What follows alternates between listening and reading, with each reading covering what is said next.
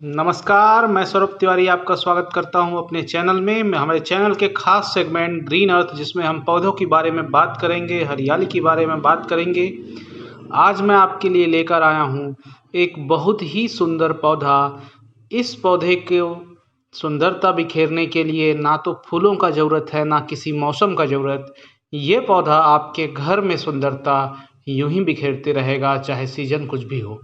जी हाँ, मैं बात कर रहा हूँ बहुत ही सुंदर चटक रंगों के पत्तियों वाले पौधे कोलियस की। जैसा कि आप देख पा रहे हैं, कोलियस का ढेर सारी प्रजातियां, उपजातियां, वैरायटीज़ होती हैं जिनकी पत्तियां काफ़ी सुंदर दिखाई देती हैं। इनको किसी फूलों की आवश्यकता नहीं होती। आप ये देख पा रहे हैं सबसे कॉमन वैरायटी। अब इसी वैरायटी के बीच में देखिए गुलाबी रंग की पत्तियां हैं।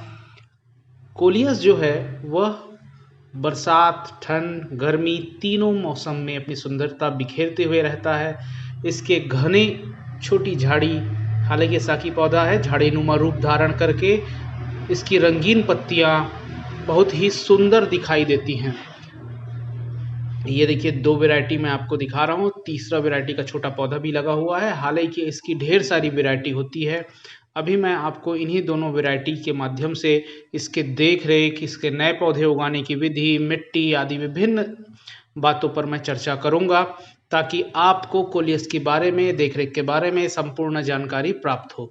हम ये चाहते हैं कि जो कोलियस का पौधा हमारे यहाँ लगा हुआ है वह घना रहे, उसमें ढेर सारी पत्तियां रहे, और उसका घनापन, या अंग्रेजी में इसके लिए शब्द होता है बूसीनेस, जो बूसी दिखाई देता है वह कैसे दिखाई देगा, कैसे उसमें ढेर सारी ब्रांचेस आएंगी, और हम नए पौधे कैसे उगाएं, इस पर हम बात करेंगे। और साथ ही साथ मिट्टी और देखरेख के बारे में भी चर्चा करेंगे।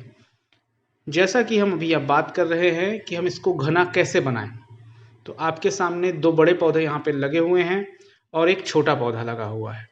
इन तीनों पौधों के द्वारा हम समझेंगे कि इसे हम कैसे शुरू से घना बना सकते हैं।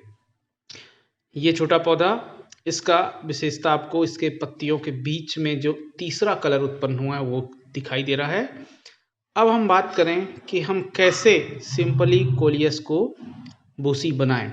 तो जैसे कि आप सबको पता है कि अधिकांश पौधों में दो प्रकार की कलिकाएं बनती हैं। एक कलिका जो होती है अग्रस्त कलिका होती है, और दूसरा आप देख रहे हैं वे कक्षस्थ कलिका हैं। जनरली अग्रस्त कलिका के सक्रिय रहने पर ये अगल बगल की कक्षस्थ कलिकाएं जो हैं वो ज़्यादा एक्टिव नहीं होती, वो दबी हुई रहती हैं। अग्रस्त कलिका पौधे की लंबाई बस को बढ़ाता है, उसमें घनापन नहीं लाता है। तो हम इसको इस प्रकार से यदि कट कर दें, अग्रस्त कलिकाओं को ऐसे छांट छांट के हम कट करते जाएं, तो जो नीचे की कक्षस्थ कलिकाएं हैं वो एक्टिव होती हैं, और ब्रांचेस रहने के बाद भी जो वृद्धि नहीं कर रही थी, तो इनके अंदर ये जो छोटी छोटी छुपी हुई ब्रांचेस हैं उनमें क्या प्रारंभ हो जाएगा, वृद्धि। और जब ये शाखाएं बड़ी होंगी तो स्वाभाविक तौर पे हमारा पौधा जो है वह बहुत अधिक घना दिखाई देगा।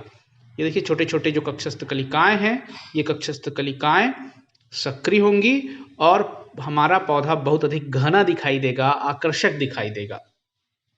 दूसरा, इस वैरायटी को देखिए, इसमें भी हम करेंगे कि जो बड़े ब्रांचेस हैं जो लंबाई में सीधे बढ़ रहे हैं उनको हम कट करेंगे, और इनको कट करेंगे तो इसके नीचे की जो कक्ष की शाखाएं हैं, कक्षस्थ कलिकाएं हैं, वो बाहर तेजी के साथ वृद्धि करेंगी। इस प्रकार हम पौधे को कट करते जाएंगे और आकर्षक बनाने का प्रयास करेंगे। तो हमने इसके चारों ओर के ब्रांचेस काट दिए। इसमें जो छोटे छोटे ब्रांच थे वो अब होंगे लंबाई में लंबे। तो इस प्रकार दोनों बड़े पौधे में को हम कुछ कुछ समय बाद, जैसे आपको लगता है कि अंदर ढेर सारे ब्रांचेस बन चुके हैं, इनके बढ़ने की ज़रूरत है, तो हम इसको कट करेंगे। छोटे पौधे या नए पौधे में देखिए, इसमें सीधा एक ही मेन ब्रांच आपको दिखाई दे रहा है। इसको मैं इस प्रकार से शीर्षस्थ कलिका को, छोटे से हिस्से को कट कर दिया। अब इसका क्या प्रभाव पड़ेगा, तो इसमें आप देखिए ध्यान से, छोटे छोटे ब्रांचेस हैं छुपे हुए। ये छोटे छोटे ब्रांचेस जो हैं वो चारों ओर फैलेंगी, लंबाई उनका बढ़ेगा, तो पौधा स्वाभाविक रूप से नए ब्रांचेस के बढ़ने पर घना हो जाएगा, और बाद में जब उसकी ग्रोथ हो जाएगी तो हम जैसा हमने अभी काटा वैसा काट लेंगे। मिट्टी को इसके समय समय पर हमको गुड़ाई करते रहना चाहिए ताकि जड़ों को बढ़ने के लिए पर्याप्त जगह मिले। तो आप देखिए इस प्रकार हम गमले की गुड़ाई कर रहे हैं। गुड़ाई करने पर जो खाद ऊपर नीचे रहता है मिट्टी का वो भी बराबर हो जाता है, साथ ही साथ जड़ों को अच्छे से हवा मिल पाता है। तो इस प्रकार हमें नियमित तौर पर पौधों की गुड़ाई करते रहनी चाहिए। गुड़ाई करने के साथ साथ हमको आवश्यकता अनुसार खाद और मिट्टी भी देना चाहिए। तो यहाँ पे इस पौधे को बहुत अधिक किसी रासायनिक खाद की आवश्यकता नहीं होती है। इस प्रकार देखिए मैं यहाँ पे एक मिक्सचर लिया हुआ हूँ, इसमें है 50% वर्मी कंपोस्ट और 50% गार्डन सॉइल है। दोनों को अच्छी तरह से हम मिक्स कर लेंगे। दोनों जब अच्छी तरह से मिक्स हो जाएगा तो पौधे में जो मिट्टी की कमी है, हम पानी डालते हैं तब कुछ मिट्टी बाहर निकल जाता है, या न्यूट्रिशन जैसे जैसे पौधा बड़ा होते जाता है कम होते जाता है, उसकी पूर्ति इससे होगी। जब भी हम इस कोलियस को लगाएं तो आप पूरी तरह से मिट्टी भरकर गमले को ना लगाएं। जब पौधा इस प्रकार थोड़ा बड़ा हो जाए तब उसमें आप बाहर से मिट्टी डालें। तो जो जड़ पानी डालने के कारण बाहर आया है वो दब जाएगा। और जब हम ऊपर ही आप ये खाद को डाल रहे हैं तो जब पानी डालते हो तो पानी के साथ बहकर न्यूट्रिशन नीचे जड़ों की ओर जाता है। इस प्रकार हम चारों ओर बराबर गुड़ाई करने के बाद मिट्टी को जो है वो डाल दे रहे हैं। इसमें आप देखिए आधा गमला ही मिट्टी भरा हुआ है, उसको मैं थोड़ा और डाल रहा हूँ, बहुत अधिक मिट्टी नहीं डाल रहा हूँ ताकि और भविष्य में इसमें मिट्टी देने के लिए जगह बचा रहे। देखिए इसमें भी आधा से कुछ ज़्यादा ही इसमें एक बार मिट्टी डाला गया है, ये दूसरी बार में मिट्टी डाल रहा हूँ। अब अगली बार इसमें हम सीधा पौधे को रिपोर्ट करेंगे, या तो दूसरे बड़े गमले में लगाएंगे या पौधे के यदि रूट ब्लॉकिंग हो गया रहेगा तो उसको चेंज करेंगे। तो इस प्रकार समय समय पर पौधे के ग्रोथ के हिसाब से हम इसमें मिट्टी डालेंगे।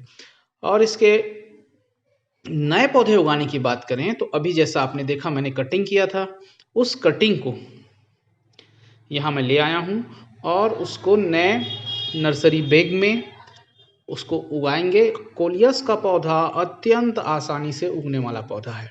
इसको उगाने के लिए आप ये अतिरिक्त जो पत्तियां हैं उसको साफ कर लीजिए और उसके बाद इसके 2.5 इंच या 2 इंच पार्ट को मिट्टी में दबा दीजिए। बहुत आसानी से किसी भी मौसम में पौधा उग जाता है, परंतु ध्यान रखने वाली बात ये होती है कि गर्मी के मौसम में प्रयास ये कीजिए कि कोलियस के पौधे छाया वाले स्थान पर रहें, क्योंकि इस पौधे में बहुत अधिक वाष्पीकरण होता है और बहुत जल्दी इसमें म्लानी हो जाती है। मिट्टी हमेशा नम बना रहना चाहिए और नम मिट्टी पर ही ये पौधा हरा भरा रहता है, ग्रोथ होता है।